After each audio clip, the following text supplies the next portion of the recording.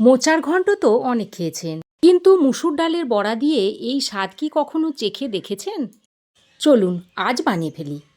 নমস্কার বন্ধুরা, তিয়াশাস রেসিপিতে সকলকে স্বাগত জানাই। আজ আমি শেয়ার করতে চলেছি একদম ঘরোয়া অথচ অসাধারণ স্বাদের মুসুর ডালের বড়া দিয়ে মোচার ঘন্ট।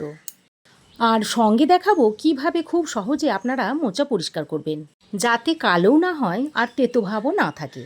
নরম মোচা মুচমুচে বড়া আর দারুণ মশলার মেলবন্ধনে তৈরি এই মোচার নিরামিষ পদ ভাত, রুটি বা লুচির সঙ্গে এক্কেবারে জমে যাবে।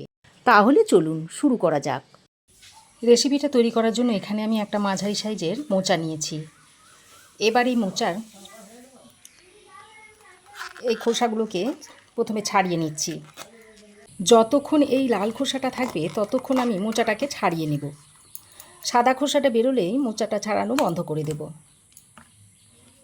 খুব সহজে আমি আজকে আপনাদের মোচা ছাড়িয়ে মোচার রেসিপিটা তৈরি করে দেখাবো, আর খুবই কম সময়ের মধ্যে তৈরি হয়ে যাবে। ঘরে থাকা সামান্য কয়েকটা উপকরণ দিয়ে আপনারা রেসিপিটা তৈরিও করে নিতে পারবেন। তো দেখুন, মোচার লাল কভারটা পর্যন্ত আমি ছাড়িয়ে নিয়েছি।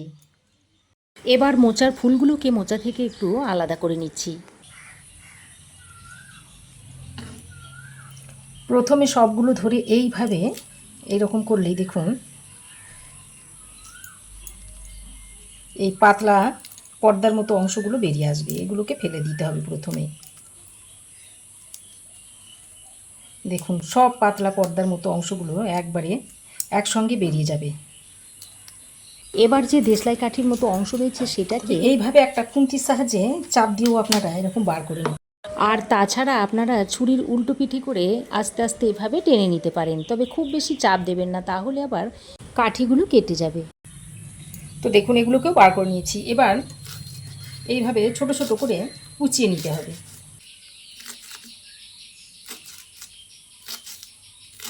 তারপর কুচিয়ে নেওয়া হয়ে গেলে এই মোচাগুলোকে জলের মধ্যে ভিজিয়ে দিচ্ছি। আর এই জলে একটু হলুদের গুঁড়ো দিয়ে দিচ্ছি, যাতে কালো না হয়ে যায়।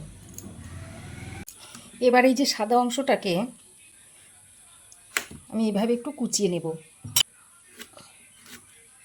এভাবে একটু মিহি করে কুচিয়ে নিতে হবে। এগুলোকেও এই হলুদ জলের মধ্যে দিয়ে দিচ্ছি। মোচা ছাড়ানোর পর হাতের যদি একটু কষ লেগে থাকে সেগুলোকে এইভাবে একটু লেবু ঘষে নেবেন, তাহলে দেখবেন হাতের কালো দাগ আর থাকবে না। আর একটু এইভাবে চপার বোর্ডেতেও ঘষে নিতে হবে, তাহলে সব দাগ উঠে চলে যাবে। তো তারপরে দেখুন বোর্ডটাকে ধুয়ে নিয়েছি, আর হাত দেখুন একদম পরিষ্কার ঝকঝকে হয়ে আছে। ছুরিটাও দেখুন পরিষ্কার হয়ে গেছে। এবার আমি মোচাটাকে সেদ্ধ করে নেব। তার জন্য একটা কড়াইয়ে বেশ খানিকটা জল গরম করতে দিয়েছি। এই মোচাগুলোকে দিয়ে দিচ্ছি। হলুদ জল থেকে তুলে একবার ভালো করে ধুয়ে নিয়েছি, তারপর এটা দিয়ে দিচ্ছি। এবার আমি এর মধ্যে অল্প একটু নুন আর একটু হলুদের গুঁড়ো দিয়ে মোচাটাকে 5 মিনিট মতো সেদ্ধ করে নেব। আমি কড়াইতে সেদ্ধ করছি, তবে আপনারা চাইলে প্রেসার কুকারেও এটাকে সেদ্ধ করে নিতে পারেন। এখানে আমি 1 কাপ মতো মুসুর ডাল ভালো করে ধুয়ে পরিষ্কার করে 1 ঘন্টা জলে ভিজিয়ে রেখে দিয়েছিলাম। আর ডাল দেখুন ভিজে অনেকটাই নরম হয়ে গেছে। এবার আমি এই ডালটাকে বেটে নেব।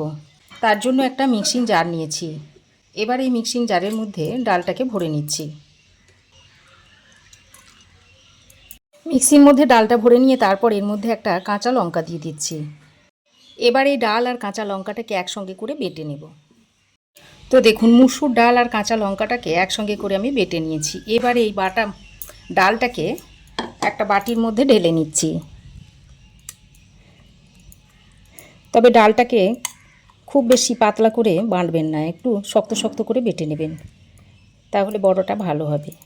আর খুব যে মিহি করে বাটতে হবে সেটাও নয়, একটু দানা দানা থাকলেও মুখে পড়লে খেতে বেশ ভালো লাগবে। এবার আমি এই ডালের মধ্যে দিয়ে দিচ্ছি স্বাদ মতো নুন, অল্প একটু হলুদের গুঁড়ো দিয়ে দিচ্ছি, আর 1/2 চামচ পরিমাণ কালো জিরে দিয়ে দিচ্ছি। এবার এটাকে 1 মিনিট মতো ভালো করে একটু মেখে নিচ্ছি, তাহলে বড়াটা খুব ভালোভাবে ফুলবে। দেখুন ডালটাকে আমি খুব ভালো করে ফেটিয়ে নিয়েছি। এদিকে মোচাটাকে ততক্ষণে আমি 5 মিনিট মতো সেদ্ধ করে নিয়েছি। আর মোচা দেখুন ভালোভাবে সেদ্ধ হয়ে গেছে।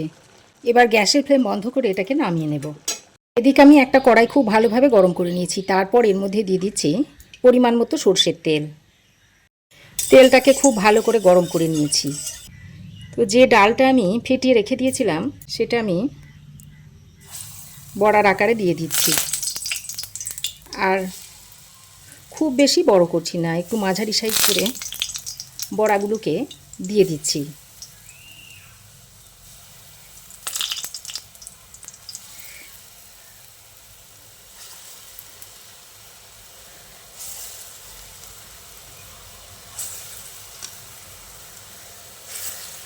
তো এই কড়াইয়ের মধ্যে যে কটা বড়া ধরেছে সেই কটা বড়া আমি দিয়ে দিয়েছি। তো বড়ার এক সাইডটা একটু শক্ত হয়ে এলে তারপর বড়াগুলোকে এইভাবে উল্টে দিতে হবে।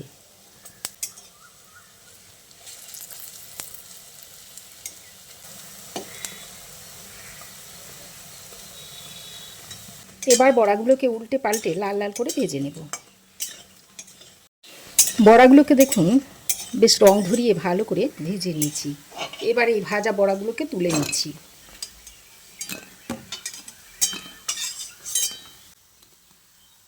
একইভাবে বাকি বড়াগুলোকেও ভেজে নিতে হবে। আমি একটু মাঝারি সাইজ করে বড়াগুলো তৈরি করে নিচ্ছি। আপনারা যেমন পছন্দ করেন বড় ছোট সেই অনুযায়ী বড়াটাকে তৈরি করে নেবেন।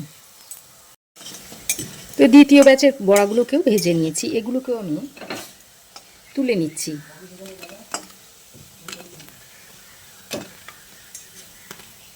তো দেখুন সব বড়া আমি ভেজে তুলে নিয়েছি। আর এই বড়াগুলোকে আপনারা শুধু মুখে খেতে পারেন কিংবা ডাল ভাতের সঙ্গেও খেতে পারেন। এবার আমি এই বড়া ভাজার তেলে দিয়ে দিচ্ছি একটা শুকনো লঙ্কা চিড়ে, দিয়ে দিচ্ছি একটা তেজপাতা আর হাফ চামচ মতো গোটা জিরে দিয়ে দিচ্ছি। তারপর ফোড়নটাকে কিছুক্ষণ ভেজে নিচ্ছি। ফোড়ন থেকে যখন সুন্দর গন্ধ ছাড়বে সেই পর্যায়ে আলুটাকে দিয়ে দেব। এখানে আমি দুটো মিডিয়াম সাইজের আলু এরকম চৌকো চৌকো করে কেটে নিয়েছি। সেই আলুটা এখন এর মধ্যে দিয়ে দিচ্ছি। এবার আলুর মধ্যে পরিমাণ মতো নুন দিয়ে দিচ্ছি। এবার নুনটা দিয়ে আলুটাকে ভালো করে নেড়ে চেড়ে মিশিয়ে নিয়ে একটা ঢাকনা লাগিয়ে আলুটাকে ভেজে নেব। আর মাঝে মাঝে ঢাকাটা খুলে আলুটাকে নেড়ে চেড়ে মিশিয়ে নিতে হবে। আর এইভাবে ঢাকা দিয়ে দিয়ে যদি আলুটাকে ভেজে নেওয়া হয় তাহলে আলুটা 90% মতো কুক হয়ে যাবে। আলুটাকে আমি 3-4 মিনিট ভালো করে ভেজে নিয়েছি। আর দেখুন আলুর গায়ে খুব সুন্দর একটা রং এসে গেছে। এবার এই পর্যায়ে আমি বাটা মশলাটা দিয়ে দিচ্ছি। বাটি ধুয়ে একটু জলও দিয়ে দিচ্ছি। এবার আমি এর মধ্যে দিয়ে দিচ্ছি অল্প পরিমাণে একটু হলুদ গুঁড়ো। তারপর বাটা মশলা আর হলুদ গুঁড়োটা দিয়ে আলুর সঙ্গে খুব ভালো করে কষিয়ে নিচ্ছি। তারপর একটু ঢাকা দিয়ে দিয়ে 2-3 মিনিট মতো ভালো করে কষিয়ে নেব। এতে করে মশলার ফ্লেভারটা আলুর মধ্যে ভালোভাবে মিশে যাবে। ঢাকা দিয়ে 2-3 মিনিট মতো মশলাটাকে ভালো করে কষিয়ে নিয়েছি। আর মশলা খুব ভালোভাবে কষানো হয়ে গেছে। এবার আমি এর মধ্যে সেদ্ধ করা মোচাটা দিয়ে দিচ্ছি।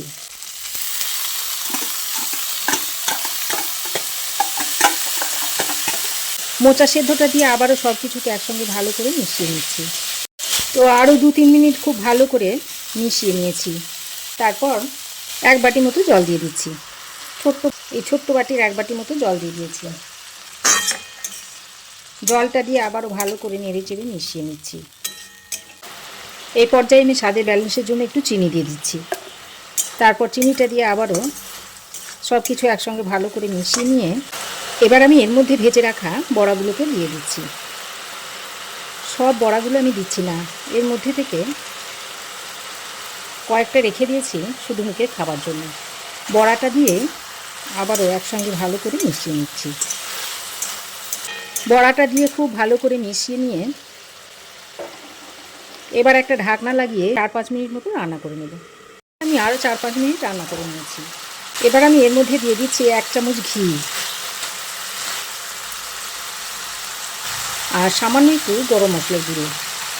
এবার ঘি আর গরম মশলার গুঁড়োটা দিয়ে ভালো করে মিশিয়ে নিচ্ছি।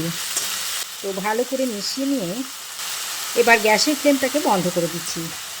তারপর আরও 5 মিনিট মতো ঢাকা দিয়ে স্ট্যান্ডিং টাইমে রেখে দিচ্ছি। তারপর মোচার এই রেসিপিটা একটা বাটির মধ্যে সার্ভ করে দিচ্ছি। আর দেখতে দেখুন কতটা লোভনীয় হয়েছে। তাহলে বন্ধুরা, মসুর ডালের বড়া আর মোচার অপূর্ব মেলবন্ধনে তৈরি এই মোচার ঘন্ট আপনাদের কেমন লাগলো অবশ্যই একটা কমেন্ট করে জানাবেন। ভিডিওটি ভালো লাগলে লাইক, শেয়ার ও সাবস্ক্রাইব করতে ভুলবেন না।